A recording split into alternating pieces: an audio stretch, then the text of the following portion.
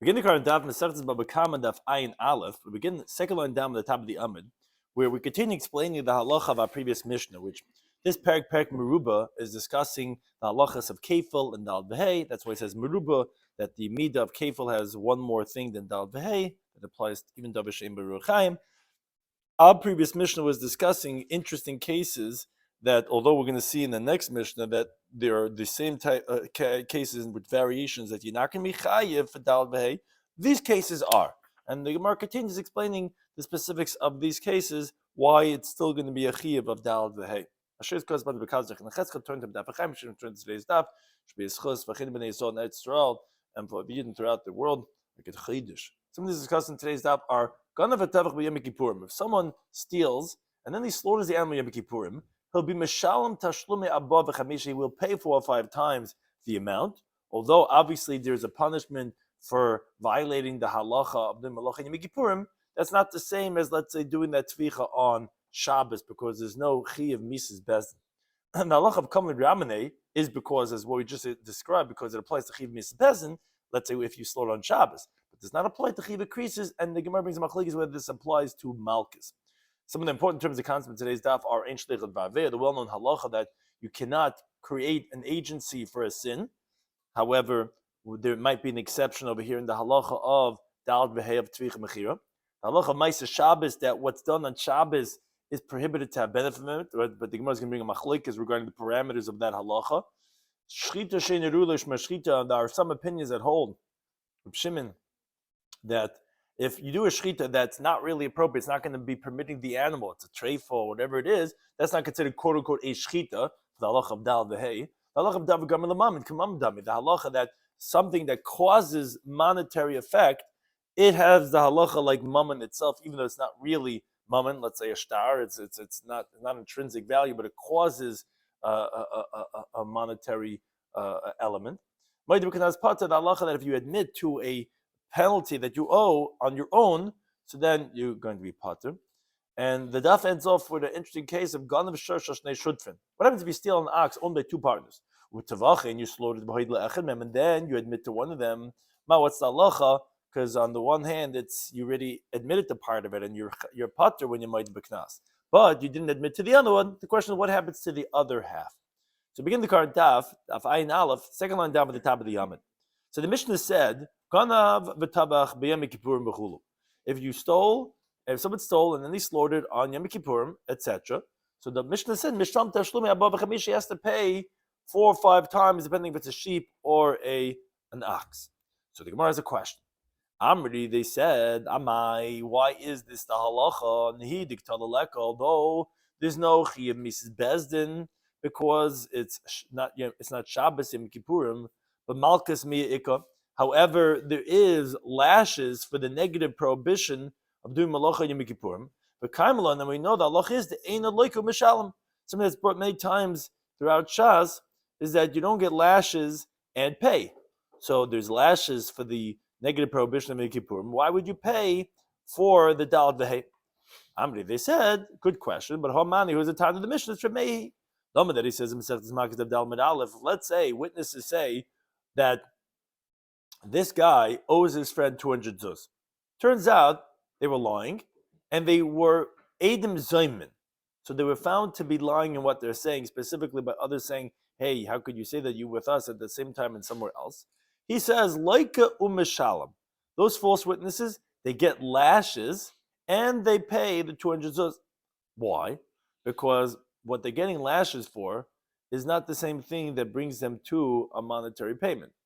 One is for saying false testimony. Another one is for the fact that they were Eidim Zayman, which is Kasha Zamam. So this could be going, our Mishnah is like Reb Meir, that holds actually you could be like a Mishalem. And if that's the case, so that's why you're going to be Chayiv on Dal V'hei. Says the Gemara, wait a second, if it's Reb Meir, I feel a Tavach b'Shabbos. Then even if you slaughter not on Yom Kippurim, but on Shabbos, meaning our Shabbos said only Machar b'Shabbos. The inference is, as we'll see in the next Mishnah, that if you slaughter on Shabbos, then you're not going to have to pay Dal V'hei because of Kimel Rab Minei. The question is, who cares that it's a Chiv Misa? But I thought Remeir holds that you could get your bodily punishment and still pay. Oh, Bechitim, you're going to say, wait a second, no, like Mishal Misley. He holds that you get lashes and pay, but Mesa Mishal Lesley, but he doesn't hold that you get killed in court, a capital punishment, skila for Chiv Shabbos, and pay. Really, below he doesn't hold like that. But Vatanu in the Brisa, Ganav v'Tavach b'Shabbos, this exact case. Someone stole and slaughtered the animal on Shabbos. So he did a Chiv Malacha Daraisa, Chiv Skila, and that's also the Tvicha of the Geneva. Or Ganav v'Tavach Lavoy Dezar. Let's say he stole and he slaughtered for idolatry. Or Ganav Shar HaNiskel v'Tavachai, which the Chiddush in that is, a Shar HaNiskel is an ox that's supposed to be stoned to death because, let's say, killed a person. Even though that it's Isuri Hana, it's something forbidden to have benefit from that ox, still is going to be chayiv, as we're going to learn later on the reasoning for this. But in all these cases, Mashal Mabava Chamisha Divrei Meir. Meir says you're going to be chayiv for Dal Behei, for having done Gneva and Tevicha. Chacham say you're going to be pater, but Meir holds you're going to be chayiv. So you see that even though your Tavach B'Shabbos, which the Chiv Misa, was still holding you liable for Dal Behei. So you see he holds that you could be Mesa Mishalim. So if Remez the Tan of a Mishnah, why is our Mishnah saying that Ganav v'Tavach b'Shabbos you would be pater? According to Remez, you should be chayiv. Some of they said no, Barmina Dahi. That's an exception. Why? Do'it Ma'alaw, we learned on this. Amar Yaakov Yechanan, Barmelan. Some say Amar Yimra, Amar B'Shemalakish, Reb Avim, Reb Elo, B'Chol Chabrasa, the whole Chabur, the whole group. Mishmid Reb Yechanan, in the name of Yechanan, they said, you know what Torah over here? We're talking about B'Tevech al De'acher. This Bryser Meir said that if you're gonna v'Tavach b'Shabbos, you're going to be chayiv and al Behei. Was not talking about when you slaughter it yourself. If you slaughter it yourself, no, of course you're going to be pater because you kim lebedramene. If you're getting misa, you're not paying a monetary payment. He's saying in the Bryce explicitly, if you're gonna v'Tavach b'Shabbos, you're chayiv. That's someone else slaughtered for you. So he's your shliach. So you'll be chayiv for what you stole that you slaughtered, but you didn't do a chiv, you didn't do the malach on Shabbos, you weren't the sheichet, so you're not getting chiv misa, so therefore that's why you can be chayiv for the tashlumin of Dal Behei. Says the Gemara, Vos, chizeh chayte, the shliach is doing the sin of slaughtering the zem is chayiv, and the one who sent him is going to be obligated to pay Dal Behei, but we know the well-known halacha, burn mesechtes is condition of membez mebez, ein shliach lidvar aveda. There's no agent for a sin. And this is obviously not fair because this is a stolen thing. And this is obviously even on Shabbos, you're not supposed to do this.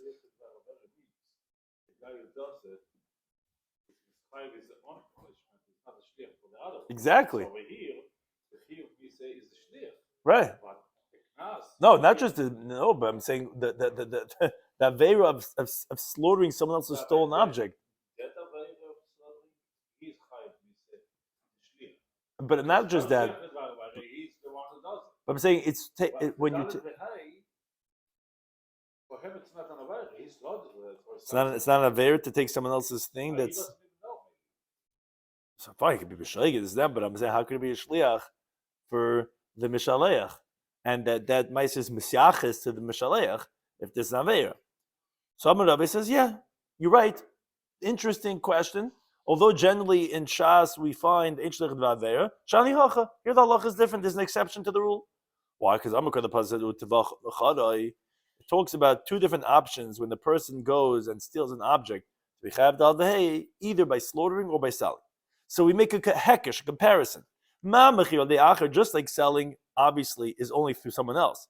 Because you could only sell when there's two people. It has to be a meicher and a lekech. It has to be a seller and a buyer. So to slaughtering is also through someone else. That's one pshat. How we know that you can be chayav and dal v'hei through a shliach, even though it's a shliach of da'aver. Rabbi Shmuel Tana, he taught the word oy is l'rabas as a shliach, which Taisa points out this would only be according to the one that generally throughout Shas doesn't need the word oy to differentiate, because you could say oy is not an extra word. You have to say it's either or. There's a mandama who holds that you even without an oy you would say that it's l'chalik. So the other mandam would have to learn that from the next source. The Bechizkid Tana, he says tachas is l'rabas as a shliach. What does that mean? Because it says that chamisha bok yisham tachas hashar, and the truth is, as Rashi says Mesechtes Ksubis, that it could have written yishalim bishar, What's the word tachas hashar? The word tachas is superfluous, is extra to let me know that even a shliach you're going to be chayav for. Okay, 3 different sources for this halacha that although generally in shliach d'avera here it will be. So therefore it's not difficult that our Mishnah is Remeir because he holds that ein meis mishalim. There that he holds you can be chayav, but going to b'Shabbos is when you did the shechita through someone else. But Mazutra asks on what we answered before. Is there really such a thing? If the Ganav himself had done this tevicha, loy mechayev, he wouldn't be chayev, because we said kim leb'dramene. V'avet shliach mechayev, but if an agent does it, he's going to be chayev. Could a shliach make it worse for you than had you done it yourself? So my Rashi says, why not? Hasam over there, when he does it himself, that he's going to be pater. It's not because, he's not obligated, because you're right, if a guy himself is not obligated, it's not going to be worse when someone else does it for him. No, it's el de kam ramene. It's just that we're just going to give you the more severe the punishment. But of course, there's a liability. You're chayiv for both. We just can't prosecute you for both. But when the shliach does it, that you didn't do both, so of course you can be chayiv for what the shliach is doing. And then says the Gemara, okay, fine. So let's go to your pshat. You wanted to say the Tanakh Mishnah is like a mayor, and therefore there's no problem about loikum mishal. Let's say when you got the case we opened up the daf with, you'll be chayav adal v'hei because you loikum mishal. We wanted to know mason mishal. No, he holds ain't mason mishal. The problem is if you're saying that the case when he says in the Bryce explicitly that you're going to be chayav is through someone else, so my tamid rabban the patri. The Brisa brings v'cham poitrim. Well, in the Brisa, why would the Chum say you potter? How could you be potter? You did tvicha, and we said there's no problem about shlich l'dvar and there's no kabim ramene. So why would the Chum say you potter? Somebody said man chachamim. Who's the Chum? It's Reb Shimon. Somebody that he says shchita sheneruya lo yishma shchita. A slaughtering that's not fit to permit the animal after the shchita is not quote unquote called shchita. As we learned in the Mishnah on the previous daf, so these cases of slaughtering of dalad v'hei are not going to be permitting the food anyway through the shechita. So therefore, that's why not chayav for dalad v'hei. Somebody said, wait a second. There's a few cases. I understand the case of when they slaughtered for idolatry, or v'shahar called the ox had to be stoned to death. So even before it's stoned, we know the Gemara says elsewhere that these are things that are forbidden to have hana. So shchita sheneruyahi. The slaughtering that you're doing to it is not a befitting slaughtering, because anyways they're prohibited to have benefit from it, like the Gemara says in even though they said that when you bow down to your friend's animal, you don't make it aser, but if you do an action to it, it's going to make it aser. So when you do a shchita or shar nisko, these are things that are sur hana. So if that's the case, I understand why over there Reb Shimon would hold that, okay, it's a shechita sheneruya, and therefore you're not going to be chayav for the shechita. But on Shabbos, let's take the case of Ganim B'Tavik B'Shabbos. That's shechita ruyahi. That is a shechita that permits. It's not like we learned in the Mishnah Masechta Chulin. Meaning, even though you did a chiyav iser deraisa, but the food's going to be permitted. So why is it a shechita sheneruya? If it's a shechita ruya, then you should be chayav for the shechita. As the Mishnah teaches, hashechet b'Shabbos. Someone slaughters on Shabbos, though he's chayiv for his life, for having committed an Isser Deraisa, Shchitasik Sheira, it's about Shchita. So how is this answering the question by saying it's Reb Shimon, and the Chum therefore say you potter? Well, that makes sense for the case of Shon Nisgalam B'Dezara, but not for the first case of Ganim B'Tov B'Shabbos, because that is a Shchita Ruya. So why not chayiv if we're still a Shliach on Dal V'Hei? So they said, you're right. That Mishnah in Chulin is not according to everyone. It's actually a machlekes, a 3-way machlekes regarding how to qualify what's called Maisa Shabbos, an Isser that was done on Shabbos regarding the permissibility of that subsequent food. And the Chachamim in this brayso hold the Gevich Datnan, which actually is a brayso. I'm a vashel b'Shabbos. Someone cooks on Shabbos, which this could happen. B'Sheigig. More often than not, the Mishnah Berurah in his Akdama says that you're going to be violating Shabbos if you don't know the halachas of Shabbos well enough. Some by mistake it doesn't realize that there's a problem to put it on the crock pot and this and that, and doesn't realize he ends up cooking on Shabbos. Okay, b'shaygig, if he does it by mistake, yochel, he could eat it even himself, even on Shabbos itself. because it wasn't done intentionally. B'mezid lo yochel. But if he did it deliberately, then he cannot eat it on Shabbos. And same thing is, truth is, even others cannot eat it. Rashi just explains, it's just because the first case, when he does b'shegig, we're talking about him, so the Sefer also mentions it about him, and that's how the Gemara explains it in Perka Kol Sheichtim there in Masechta Schulim. That's the Divrei Meir. Yomi says differently, says, no, he's more stringent. B'shegig, and it gets more stringent as the Tanoim go along. B'shegig, if you do it by mistake, yochel, he could eat it himself b'matzah Shabbos. But on Shabbos itself, neither him nor others are allowed to eat it.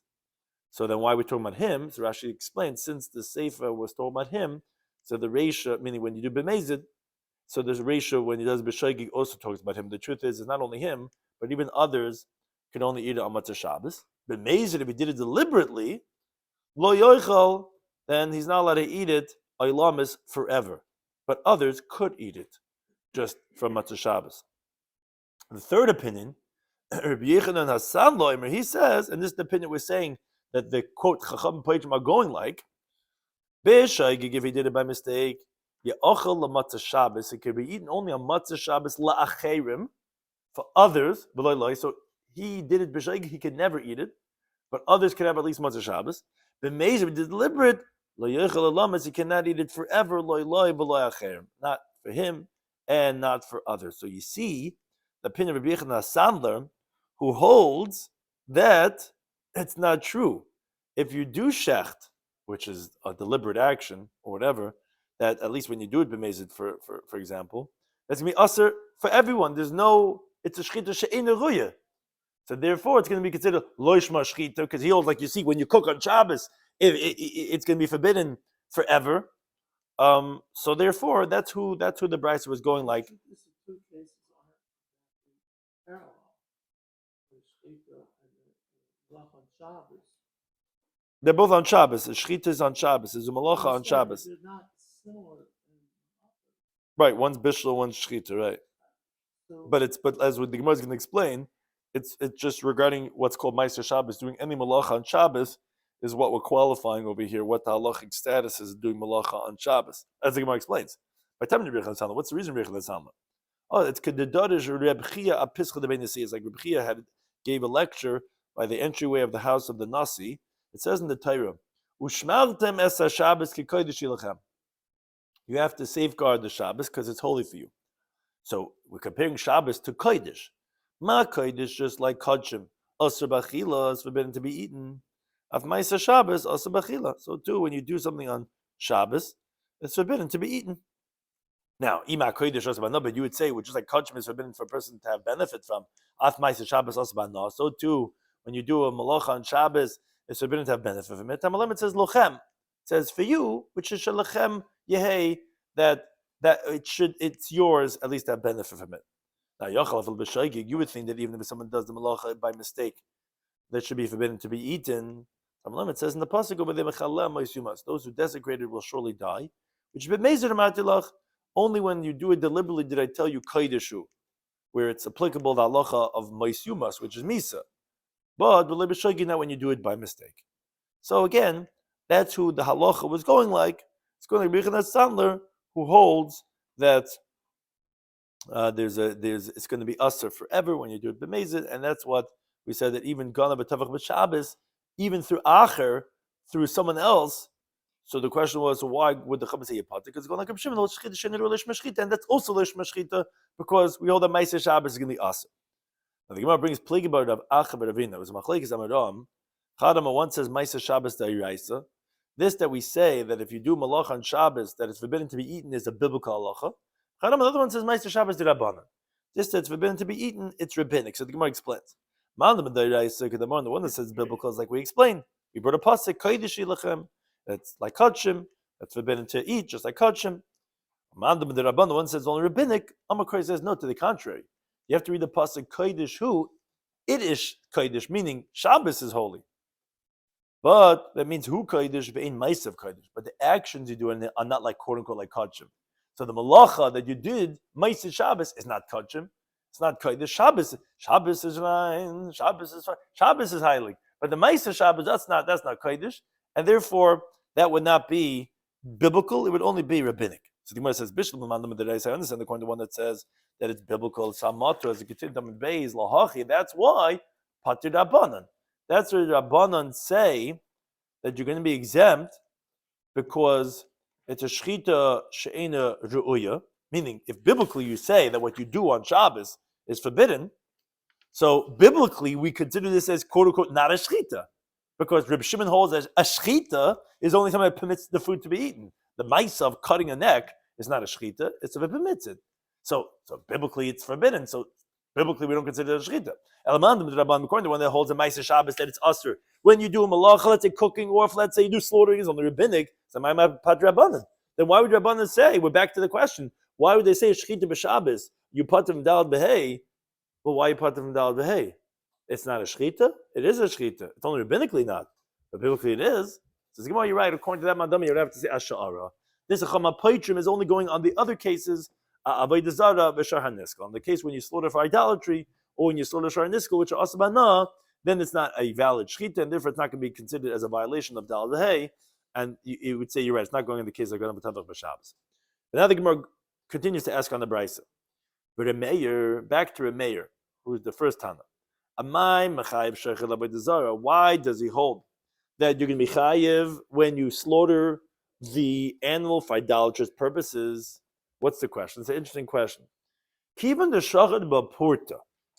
The moment you slaughter this animal a little bit, osra, it already becomes forbidden of what's called zivchei mesim, which is what you call idolatrous sacrifices.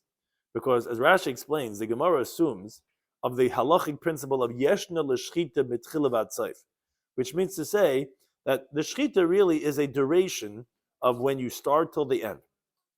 That means the moment you started, there already was a ma'aser shchita. It already becomes the sacrifices, the zivchei, the slaughtering of a zara.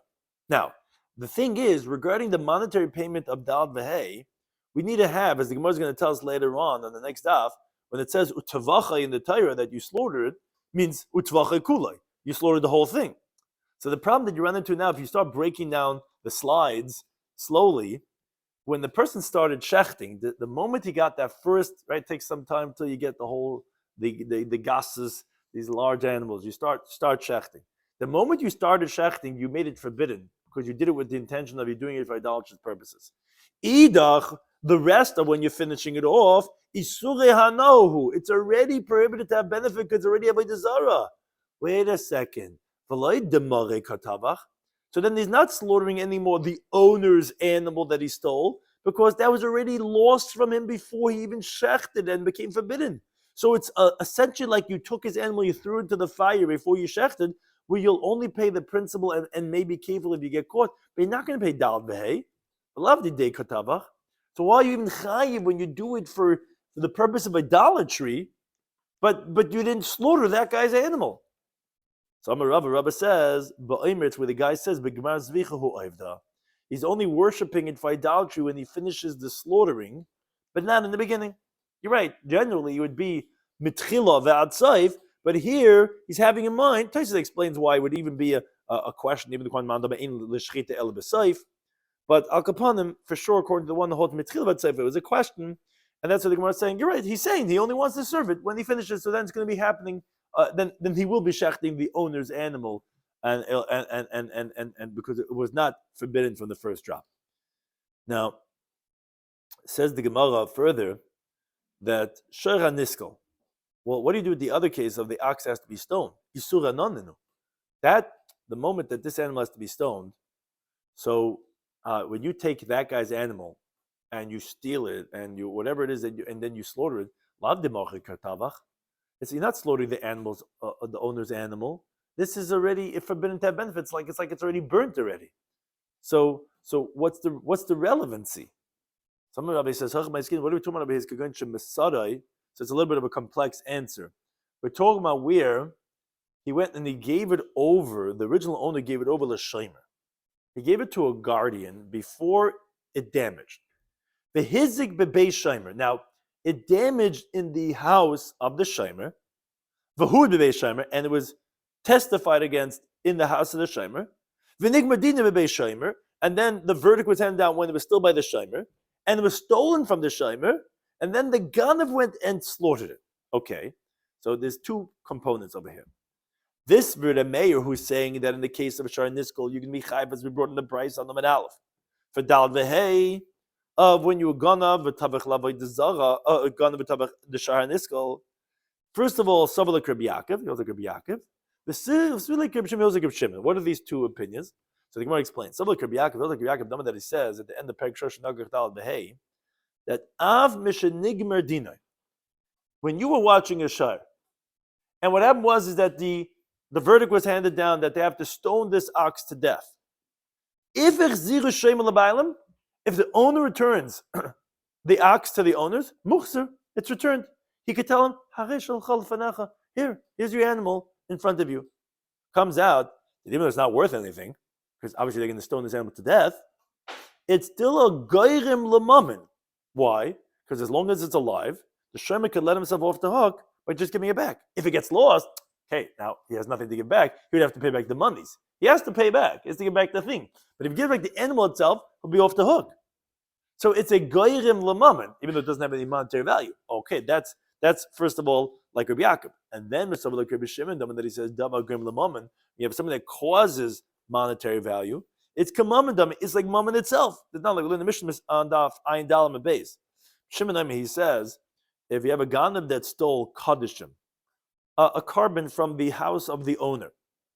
So if that owner of the carbon had taken upon himself shechai b'achriyusan, that he's taking his responsibility for the carbon. For example, let's say he said harei alai oilo. He says a lie is always a neder. You're taking responsibility, and then he went and designated this animal. Chayiv, you have to pay kefil and dalad vehei, because even though it's not really that guy's animal, it's really Haktish's.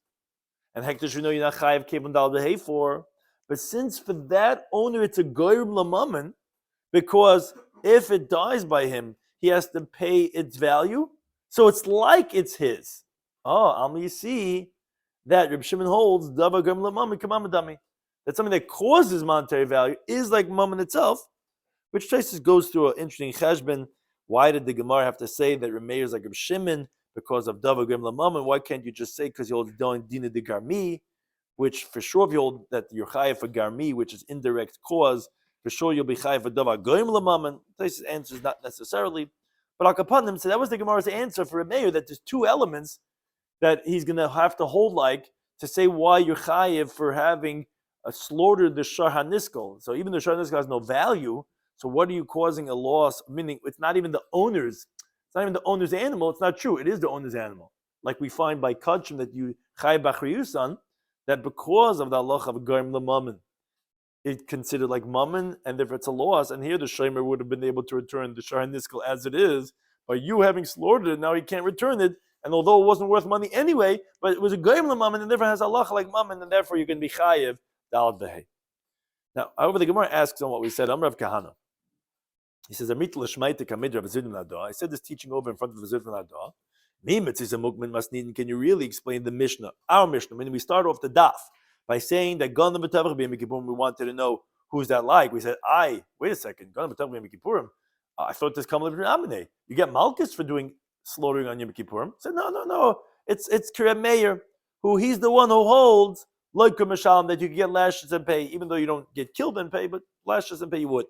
Says, and like Reb Shimon, but it's not like Reb Shimon, who are the Rabbanan. Why are you saying like Reb Meir? The Sefer says at the end of our Mishnah, we said Reb Shimon played the Mishnah Elu. He exempts by these two cases, which were certain cases that we spoke about that were shchidush in a ruya. But Machal, the inference is the Bukul Masin Maida that the rest of the Mishnah he agrees to. So why are you saying the Mishnah would only be like Reb Meir? So Amalei, he said to me, Loi no. The inference is not that he agrees to the rest of the Mishnah. It's the Moed b'tavach hamachal l'raful b'klavim. There was these four cases at the end that we spoke about. Is regarding those other two cases. Two cases he held the shchidush ein ruya, but two cases which, let's say, he's slaughtering for medicinal purposes for the dogs. We have to tell you that even though according to the shchidush ein ruya is not considered shchita, this is considered shchita ruya. But regarding the case of Yom Kippurim, he would disagree because he would hold that in like a misham that you don't get lashed and pay. It's only according to a mayor that we said, look at Misham, and that's what our Mishnah would be going like. Another case of our Mishnah was Ganav Mishal Avav.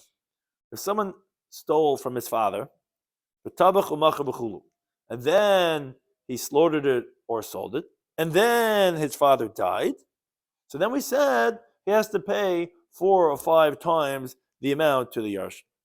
Now, what's going to relate back, the Gemara has the following question. Rabbi asked from Nachman, what happens if, let's say, someone steals an ox from 2 partners, and he slaughters it? Then he admitted to one of them for his shiur, his portion of the animal. Now we know the halach is a moed b'knas pater. The halach of dal v'hei, having slaughtered something that you stole, is a knas, the biblical penalty. Halacha is if you admit to it on your own, you're exempt. So now what's the halacha to hold him liable to pay to the other partner for his portion, which he did not admit to, when Edom come? That we learn out other places in Shas, because it says Asher Shin Elikim. It says that only if the courts are going to incriminate him, Prat L'Mashiach Atzmoi, that exempts if he incriminates himself. There's different sources. You're saying that if he's motive to one partner, not the other. That's the question. And the other portion. Right, so that's exactly the question. What are you going to say? Like, he wasn't moided to the other partner, he was moided to one of them. So what would you say? So what's the question? The Gemara qualifies the question. Chamisha Baka Amrachman. The Torah tells you that you're liable if you slaughter or sell it 5 cattle in place of the ox. Now, that's 5 cattle. But not 5 half a cattle. You have 5 because it's only half of the that you didn't admit to. So it can't be half oxen. Maybe no. The Torah says 5 cattle. Because what it means to say is a ratio of 5 to 1. You're right, it's half of those. But it would make sense that you'd be chayav to the other part. So Amalei said to him, the Torah says no 5 cattle, not 5 half of cattle. And therefore he held that you're going to be potter. Problem is, Eisvei. He asked him from our Mishnah. Where does our Mishnah come into this? Because our Mishnah said, Ganav Mishal Avav. So you have to help couple a little bit. Someone stole from his father, and then he slaughtered and sold it. Then we said, and then his father died. We said, he has to pay 4 or 5 times to who? The father's dead, right? So, meaning he has to pay to the Yarshin. He has to pay to the inheritors of the estate, his brothers. And that makes sense because you're chai for stealing for the father, and you did tzvicha mechira. Problem is, over here, keeping the Mesa, once his father died, it's like, essentially, exactly, like he admitted to one of them, which is himself. To himself, he's quote-unquote admitting, he knows, what he did. And yet, we said he has to pay 4 or 5 times the amount, meaning to the rest of the brothers, their portion. So doesn't it contradict this concept that you said? You said when you admit to one of them, so you're not chayiv for the rest of the remaining shears. Here you see in our Mishnah that you chayiv the remaining shears. Amalei said, no, in our Mishnah we're talking about the father already brought his son to court, and they already had a court case, and he was already chayiv in the whole thing. That's already post the court. You meaning he was already incriminated. The halacha meider knas is only before you incriminated. Says Gemara, wait a second. But if he wasn't incriminated, so what are you going to say? If he didn't have a court case, you're going to tell me that you want to say that he's not going to have to pay 4 or 5 times the amount. That's what essentially you're telling me, because you're telling me that when you're made to one of the shutfin, that it lets you off the hook. If that's the case, and the Tani Seifa, then let's look at the Seifa. Meaning, the next Mishnah tells us, or the next case was Ganav Mishal Avav V'Meis. If you steal from the father, and he dies first, then said the Mishnah, and then if he goes ahead and he slaughters and he sells it, then we said he's not going to pay 4 or 5 times. That's obvious because the father's already dead, and they already had the Yerusha. If he slaughters and sells, then he's not going to pay 4 or 5 times the amount. So it's going to wait a second. Why do you have to say another case of that the father's death was before the tzvicha mechira? You don't have to do that. You're going to differentiate in the case itself that you were speaking about and say like this. But when we say this halacha, when you stole and slaughtered and then the father died, that then you have to pay. Only if he had the court case already. If he did not have the court case, you don't have to pay because again you're being made to yourself, and when you're made to one of the partners, you're putting all the rest. So Malay says Hachinam. He says the truth is you're right. It would even be in this case itself. It's just I did a Nasa B'Reish. It's only because the first case said Ganav Mishal Aviv, you steal from the father v'tabach hamacher, and you slaughter yourself v'achach meis av, and then the father dies, and then you're going to be chayiv. Nasa Sefer Nami, the Sefer said for symmetrical purposes, Ganav Mishal Aviv umeis Aviv v'achach tabach hamacher.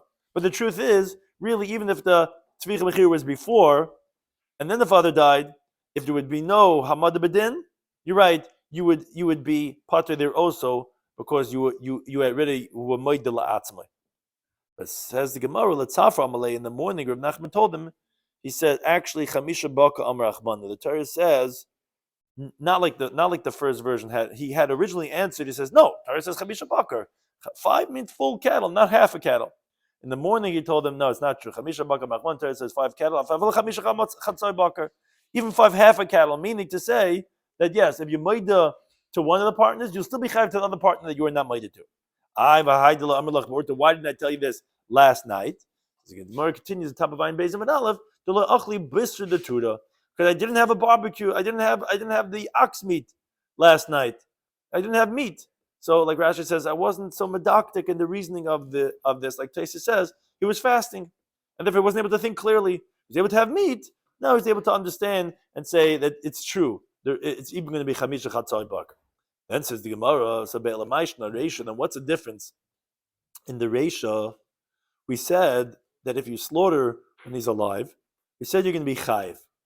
Maishna Seifa, then what's the difference after he dies, which you said that then you're going to be pater, as Rashi explains. Since, according to this new version of how we're saying it, that the Reisha, even if there was no Hamad B'din, the Torah tells you, when it says Chamisha Bakar, you're answering that it's even Chamisha Chatzoi Bakar, even 5 half a cattle. It doesn't make a difference that you made it to one of the partners. You'll still be chayav to the other partners. So the Sefer, when the father died, and then he slaughtered or sold, why doesn't he have to pay to the brothers their portion? It's still theirs, and you said you could still be chayav for half of an animal. Amalei says, no, Reisha Karina Be Utavachai. The Reisha, you could qualify what the pasuk says that you slaughtered it, which, like Rashi says, means kulai. When you did it, it was kulai be'isura, because at that point the father was still alive, and you slaughtered it prohibitively. So although he died, but fine, you'll still be chayiv to the brothers for their portion. Seifa lekarina be utavachi kulai be'isura. The seifa you cannot qualify as you did a tvicha because you didn't. It wasn't totally be'isura because part of it was owned by you. And therefore, that's why in that case, you're going to be pater. Thank you to any time for hosting us.